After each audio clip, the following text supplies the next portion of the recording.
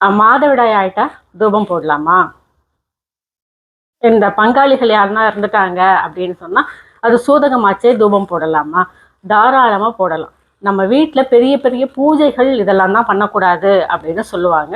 அப்போ கூட இந்த மாதவிடாய் அப்படின்னும் போது அவங்கள கொஞ்சம் பூஜை முடிகிற வரைக்கும் ஓரமா உட்கார சொல்லிட்டு நாம பூஜை அப்படின்றத செய்யலாம். இதுவே பங்காளிகள் இறந்துட்டாங்க அப்படின்னு சொன்னாலும் பங்காளிகள் எந்த முறையில நமக்கு பங்காளிகள் அப்படின்னு தெரிஞ்சு அதற்கும் இந்த கணக்குகள்லாம் இருக்கு. குறிப்பிட்ட பங்காளி இறந்துட்டா 5 நாளைக்கு நாம எதுவும் பண்ணக்கூடாது. குறிப்பிட்ட பங்காளிகள் இறந்துட்டாங்கன்னா காரியம் முடிகிற வரைக்கும் எதுவும் பண்ணக்கூடாது. இப்படி நிறைய கணக்குகள்லாம் கூட இருக்கு. இப்படி அதெல்லாம் நாம தெரிஞ்சு நாம இந்த தூபம் அப்படின்றத பயன்படுத்தும் போது நல்ல பலன்கள் நமக்கு கிடைக்கும். ஆக தூபம் போடுறதுக்கு எந்த ஒரு கட்டுப்பாடும் கிடையாது. தூபம் அப்படின்றது வீட்டில் இருக்கக்கூடிய தேவையில்லாத அதிர்வலைகள் போக்குவதற்காக நாம பயன்படுத்துறது மட்டும் கிடையாது.